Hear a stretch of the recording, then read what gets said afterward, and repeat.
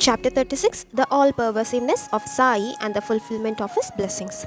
Once, Raghu Patil of Shirdi went as a guest to Nevasa and stopped over at Nevaskar's home.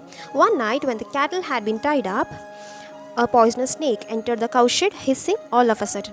The cattle began to run for cover and clamored to get out. Nevaskar thought that Sai Maharaj himself had presented himself in the form of a snake. He brought a cup of milk and put in front of the snake. Without fear, he addressed the snake. Why, ho Baba, do you hiss and make a noise? Do you want to frighten us? Now have this cup of milk and drink it peacefully. There was a danger. Even if they stepped out, the snake went into the inner part of the house because it would be more difficult for them to take it out from the inner part of the house. So they all sat keeping a watch. In the meantime, the snake disappeared without anyone noticing it.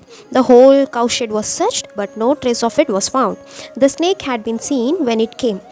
But if it had been seen living, as if Sai had been living in snake's form, Nevaskar would have been satisfied, and that was causing him to fret. Sometimes when Nevaskar's two wives came from Nevasa for darshan, then Baba gave saris and blouse pieces for both of them as blessings. Once two gentlemen from Goa came for Sai's darshan. Baba asked dakshina for rupees 15 from one of them, and he gave it happily. On his own, the second one gave Baba 30 rupees as dakshina, but Baba immediately refused to take it.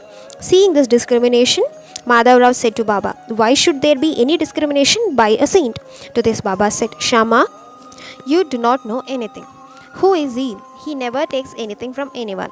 It is the Masjid Mai who asks for what is owing to her. The giver is then free from debts. Do I have a home or do I have a family? Then why do I need money? I am free in all respects. Debt, enmity and murder have to be atoned for, as there is no escape. People take vows to some deity at the time of need. It gives me trouble to uplift the devotee. The person whom I asked for dakshina of 15 rupees was initially poor. He took a vow to give 15 rupees from his first pay. Later he forgot. Thereafter, from 15 rupees, it increased to 30 rupees. Then from 30, it rose to 60 rupees, to 100 rupees, and thus the salary increased 4 times, and in this way he started getting 700 rupees.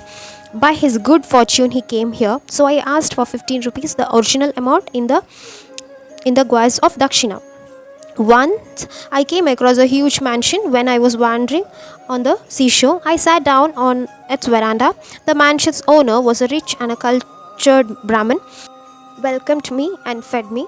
While I was sleeping there near the recess in a wall, a thief broke the wall and cut my pocket. When I woke up, I was in tears as I had been robbed of rupees 30,000. The Brahmin tried to console me. I did not feel like eating or drinking. Being miserable for 15 days, I sat at the same place on the veranda. After 15 days passed, while I was asking questions to the trespassers, a fakir suddenly came there, saw me crying and asked me for the reason for my grief. As soon as I told the whole story, he immediately said, the grief will be removed provided you will act as I tell. I will give you the address of a fakir. If you surrender to the fakir, he would get back your money. You should abstain from your favorite food till your desire is fulfilled. Means your goals will be attained. After I acted upon his advice, I met that fakir and got my money back. I left the mansion and went back to the seashore. While thus walking, I saw a boat, but I could not get in. Then a peon got me a place in the boat, and the boat reached the other shore. When I came back home, I saw the Masjid Mai. Baba's story ended here. Later, he instructed Shama, take these guests with you to your home and serve them food. Madhavra asked the guests, did you understand the story narrated by Baba? In reality, Baba is the resident of this place. He never went to the seashore, never went in a boat. His life was spent under the neem tree. From where could he get 30,000 rupees that was dropped? Then the guest replied with a heavy heart, Baba is the avatar of Parabrahman. Whatever he said now is a word-to-word our own story. After the meal, when they were chewing the betel nut leaves, they started telling their past stories. One of them belonged to the Ghats. He had gone to the seashore to earn his livelihood. To get his job, he began to pray Lord Dutt and took a vow. My salary increased, but I did not fulfill the vow. Dakshina given to Baba was a repayment of a debt. Sai did not ask for money nor allowed his devotees to ask the same. A devotee like Mahalsapati was attached to Sai's feet. He could hardly make both ends meet. Many times Sai himself distributed the amount of dakshina among the people, but he did not give Mahalsapati, who was always in difficulty. He was also a man of self respect. He never extended his hand before Sai. He was always contented with the little he had. Once a kind businessman, Hansraj put some money in the Mahalsapati's hand in Sai's darbar. He returned it with all humility. The businessman requested Sai, but Sai did not allow Mahalsapati even to touch a single penny. The second guest from Goa told a story to Baba. He admitted he believed that the peon who allowed him to get in the boat was Baba himself. Sai precisely narrated this past life of those two gentlemen from Goa. Everybody realized it. Sai's all-pervasiveness, nature, and his power to know the inner feelings of a person. Sakaram from Solapur had been married for 27 years but had no child. Hearing Baba's fame, his wife stayed in Shirdi for 2 months along with his stepson. Both of them rendered their service to Baba. Once, when nobody was there nearby, she requested Madhavrao to tell Baba about her heart's longing.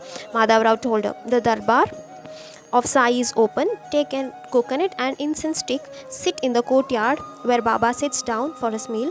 When after the meal is over, if I find him in a good mood, I will beckon you, and then only you come up in the masjid." Fortunately, the time came very soon. After his meal was over, Baba sat on his place near the railing, and immediately Madhavrao gave her a signal as it was planned before.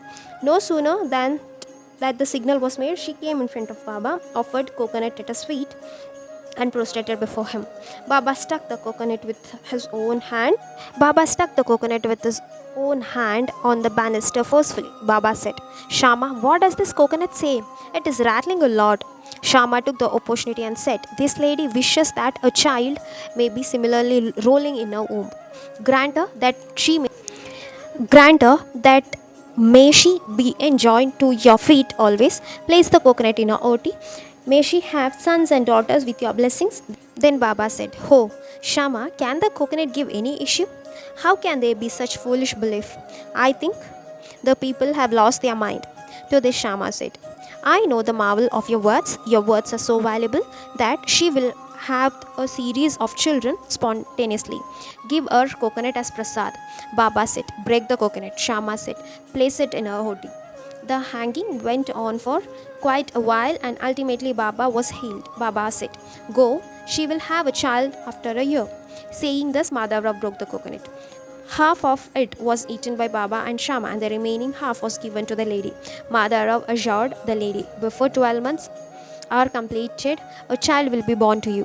Prostrating at Baba's feet, the lady returned to her home. Knowing that Shama was invariably obedient, Sai fulfilled the devotee's wish.